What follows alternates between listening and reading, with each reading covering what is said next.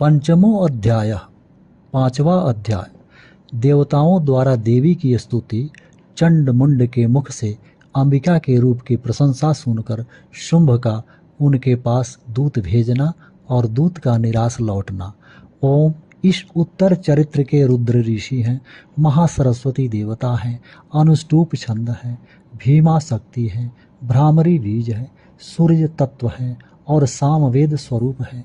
महासरस्वती की प्रसन्नता के लिए उत्तर चरित्र के पाठ में इसका विनियोग किया जाता है, जो अपने कर कमलों में घंटा, शूल, हल, शंख, मूसल, चक्र, धनुष और बाण धारण करती हैं।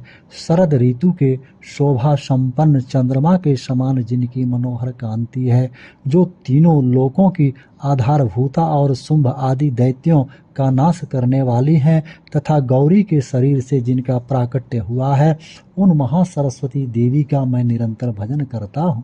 ऋषि कहते हैं, पूर्व काल में शुंभ और निशुंभ नामक असुरों ने अपने बल के घमंड में आकर सचीपति इंद्र के हाथ से तीनों लोकों का राज्य और यज्ञ भाग छीन लिए। वे ही दोनों सूर्य, चंद्रमा, कुबेर, यम और वरुण के अधिकार का भी उपयोग करने लगे। वायु और अग्नि का कार्य भी वे ही करने लगे। उन दोनों ने सब देवताओं को अपमानित, राज्यभ्रष्ट, पराजित तथा अधिकारहीन करके स्वर्ग से निकाल दिया। उन दोनों महान असुरों से तिरस्कृत देवताओं ने अपराजिता देवी का स्मरण किया और सोचा, जगदम्बा ने हम लोगों को वर दिया था कि आपत्ति काल में स्मरण करने पर मैं तुम्हारी सब आपत्तियों का तत्काल नाश कर दूंगी। यह विचार कर देवता गिरिराज हिमालय पर गए और वहां भगवती विष्णु माया की स्तुति करने लगे। देवता बोले, देवी को नमस्कार है, महादेवी शिवा को सर्वदा नमस्कार है, प्रकृति एवं भद्रा को प्रणाम है। हम लोग नियम पूर्वक जगदम्बा को नमस्कार करते हैं। रौद्रा को नमस्कार है, नित्या, गौरी एवं धात्री को बारंबार नमस्कार है। ज्योत्सनामयी, चंद्र रूपिणी एवं सुख स्वरूपा देवी को सतत प्रणाम है। शरणागतों का कल्याण करने वाली वृद्धि एवं सिद्धि रूपा देवी को हम बारंबार नमस्कार करते हैं। नैऋति, राजाओं की लक्ष्मी तथा सर्वाणी स्वरूपा आप जगदम्बा को बार बार नमस्कार है। दुर्गा, दुर्गपारा, शारा, सर्वकारिणी, ख्याति, कृष्णा और धूम्रा देवी को सर्वदा नमस्कार है। अत्यंत सौम्य तथा अत्यंत रौद्र रूपा देवी को हम नमस्कार करते हैं, उन्हें हमारा बारंबार प्रणाम है। जगत की आधारभूता कीर्ति देवी को बारंबार नमस्कार है। जो देवी सब प्राणियों में विष्णु माया के नाम से कही जाती हैं, उनको नमस्कार, उनको नमस्कार, उनको बारंबार नमस्कार है। जो देवी सब प्राणियों में चेतना कहलाती हैं, उनको नमस्कार, उनको नमस्कार, उनको बारंबार नमस्कार है। जो देवी सब प्राणियों में बुद्धि रूप से स्थित हैं, उनको नमस्कार, उनको नमस्कार, उनको बारंबार नमस्कार है। जो देवी सब प्राणियों में निद्रा रूप से स्थित हैं, उनको नमस्कार, उनको नमस्कार, उनको बारंबार नमस्कार है। जो देवी सब प्राणियों में क्षुधा रूप से स्थित हैं, उनको नमस्कार, उनको नमस्कार, उनको बारंबार नमस्कार है। जो देवी सब प्राणियों में छाया रूप से स्थित हैं, उनको नमस्कार, उनको नमस्कार, उनको बारंबार नमस्कार है। जो देवी सब प्राणियों में शक्ति रूप से स्थित हैं, उनको नमस्कार, उनको नमस्कार, उनको बारंबार नमस्कार है। जो देवी सब प्राणियों में तृष्णा रूप से स्थित हैं, उनको नमस्कार, उनको नमस्कार, उनको बारंबार नमस्कार है।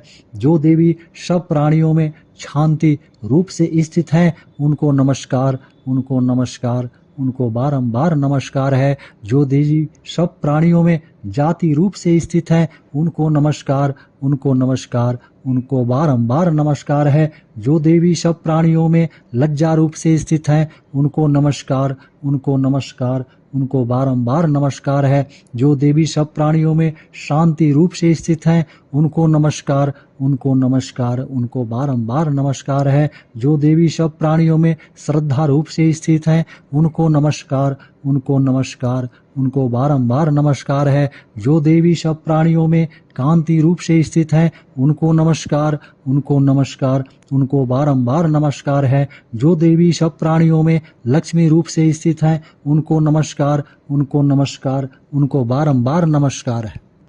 जो देवी सब प्राणियों में वृत्ति रूप से स्थित हैं, उनको नमस्कार, उनको नमस्कार, उनको बारंबार नमस्कार है।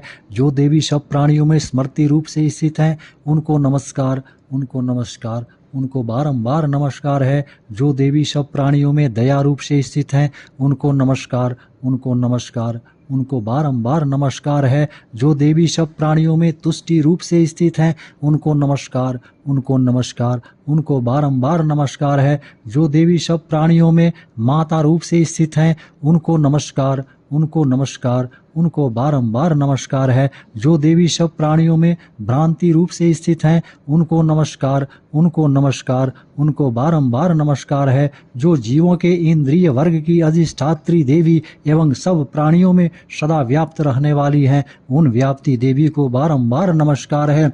जो देवी चैतन्य रूप से इस संपूर्ण जगत को व्याप्त करके स्थित हैं, उनको नमस्कार, उनको नमस्कार, उनको बारंबार नमस्कार है।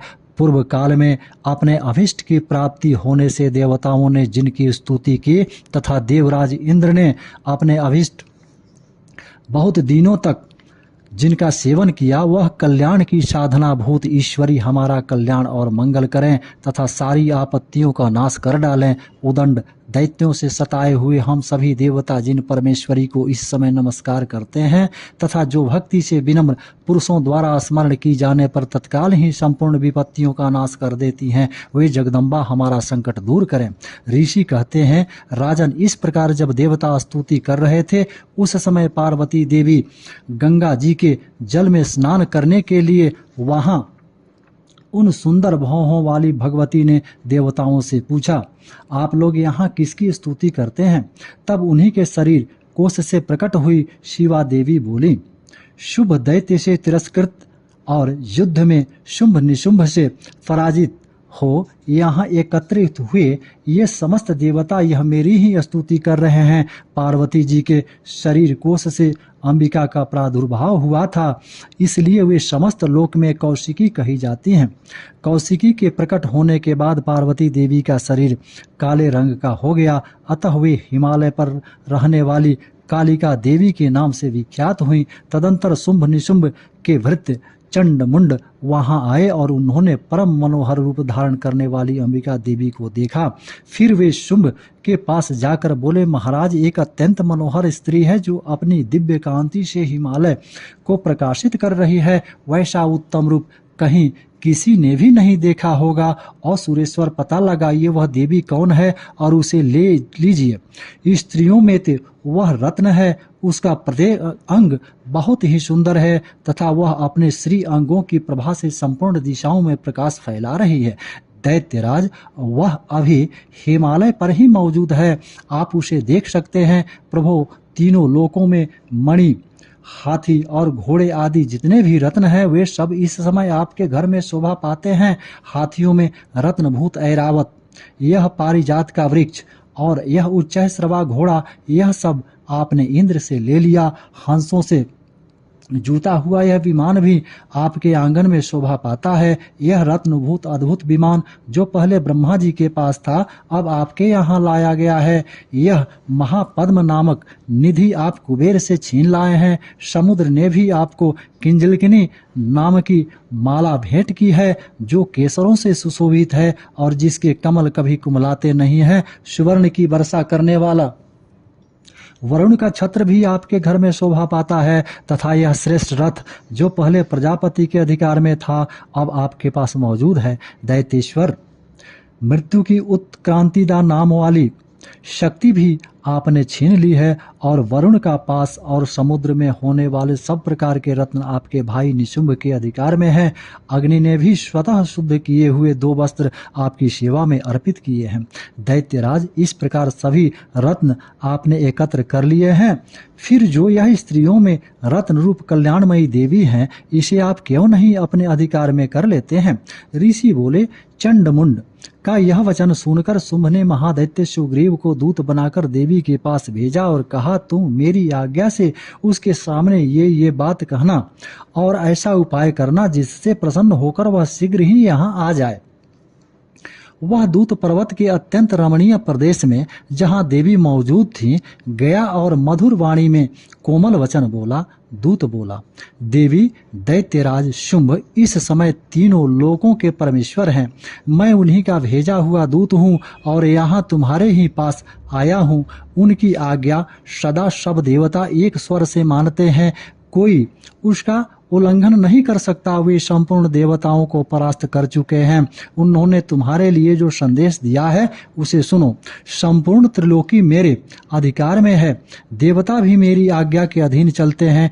संपूर्ण यज्ञों के भोगों का मैं ही पृथक पृथक भोगता हूँ। तीनों लोकों में जितने श्रेष्ठ रत्न हैं वे सब मेरे अधिकार में हैं। देवराज इंद्र का वाहन ऐरावत, जो हाथियों में रत्न के समान है, मैंने छीन लिया है। क्षीर सागर का मंथन करने से जो अश्वरत्न उच्च श्रवा प्रकट हुआ था, उसे देवताओं ने मेरे पैरों पर पड़कर समर्पित किया है। सुंदरी, उनके सिवा और भी जितने रत्नभूत पदार्थ देवताओं, गंधर्वों और नागों के पास थे, वे सब मेरे ही पास आ गए हैं। देवी, हम लोग तुम्हें संसार की स्त्रियों में रत्न मानते हैं, अतः तुम हमारे पास आ जाओ, क्योंकि रत्नों का उपभोग करने वाले हम ही हैं।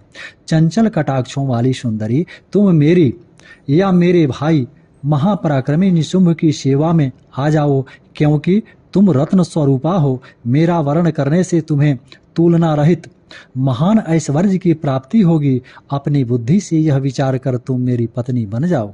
ऋषि कहते हैं, दूत के यों कहने पर कल्याणमयी भगवती दुर्गा देवी, जो इस जगत को धारण करती हैं, मन ही मन गंभीर भाव से मुस्कुराई और इस प्रकार बोली।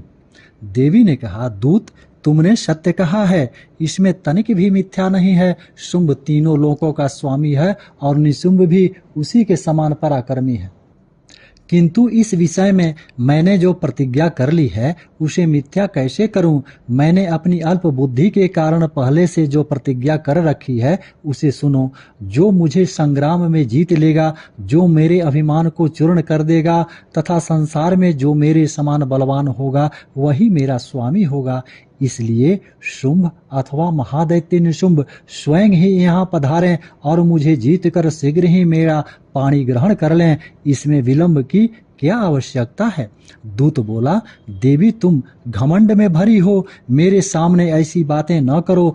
तीनों लोकों में कौन ऐसा पुरुष है जो शुंभ निशुंभ के सामने खड़ा हो सके?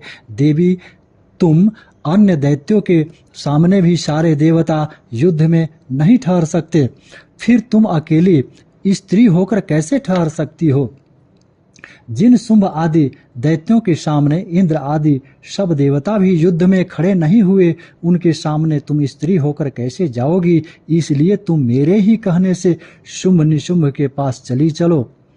ऐसा करने से तुम्हारे गौरव की रक्षा होगी, अन्यथा जब वे केस पकड़कर तुम्हें घसीटते हुए ले जाएंगे तब तुम्हें अपनी प्रतिष्ठा खोकर जाना पड़ेगा। देवी ने कहा, तुम्हारा कहना ठीक है, शुंभ बलवान है और निशुंभ भी बड़े पराक्रमी हैं, किंतु मैं क्या करूं? मैंने पहले बिना सोचे समझे प्रतिज्ञा कर ली है, अतः अब तुम जाओ। मैंने तुमसे जो कुछ कहा है वह सब दैत्यराज से आदर पूर्वक कहना, फिर वे जो उचित जान पड़े करें। श्री मार्कंडेय पुराण में सावर्णिक मनवंतर की कथा के अंतर्गत देवी महात्म्य में देवी दूत संवाद नामक 5वां। ओम तत्सत।